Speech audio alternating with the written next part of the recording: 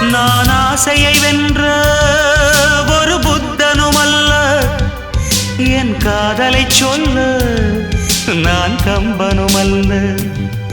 உன் காது கடித்தேன் நான் கனவினில் மெல்ல, இன்று கட்டி அணைத்தேன் இது கற்பனை அல்ல.